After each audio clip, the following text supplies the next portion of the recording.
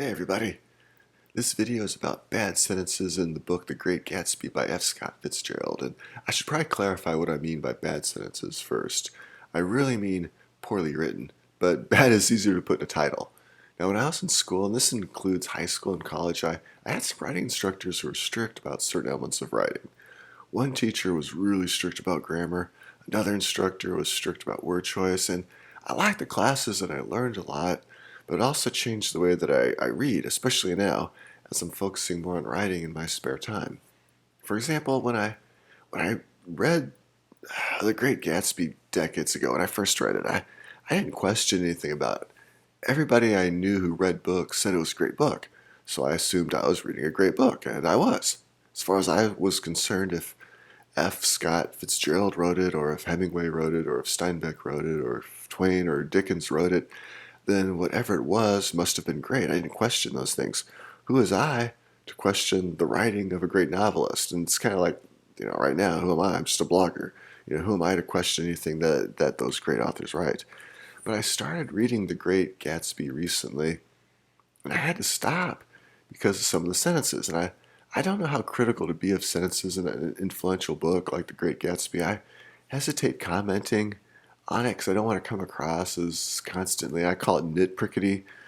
But at the same time, if anybody or any book can be criticized, it should be a classic like the greats. If you're going to criticize a book, it should be a classic like The Great Gatsby, because it's not like the authors are going to have their feelings hurt. It's not like F. Scott Fitzgerald's going to care what I think now. I know I have my fair share of bad sentences in my own writing. Whenever I edit anything I've written, I cringe at some of the poor word choice or poor sentence structure and stilted dialogue, but I have a time-consuming full-time job that has nothing to do with writing. I have a family I spend time with.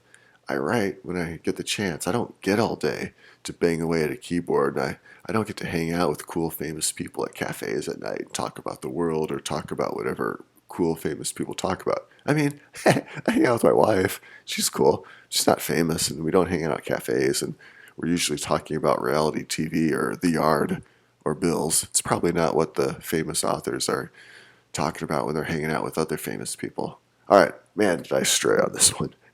The point is, I wasn't looking for sentences to criticize or complain about. I was just reading The Great Gatsby, and this sentence just stood out. I think it's page 11 in my copy, where Tom Buchanan is introduced, and here's the sentence.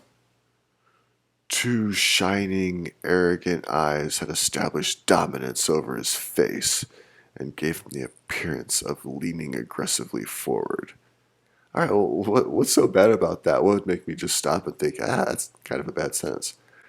I could maybe understand explaining that Tom Buchanan had two eyes. It seems unnecessary because most people have two eyes, but that's okay.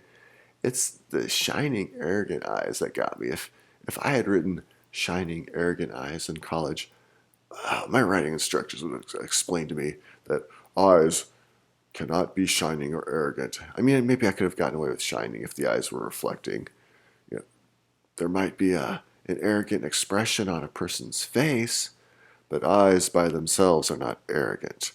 And then to have two arrogant eyes, maybe if Tom had had one arrogant eye when he had two eyes, maybe that would have been worth mentioning. A person with one shining, arrogant eye and one dull, normal eye. Now that's someone worth describing. And after thinking about that bad sentence for a few minutes, I continued reading. Then a couple pages later, I ran into another bad sentence, this one describing Jordan Baker.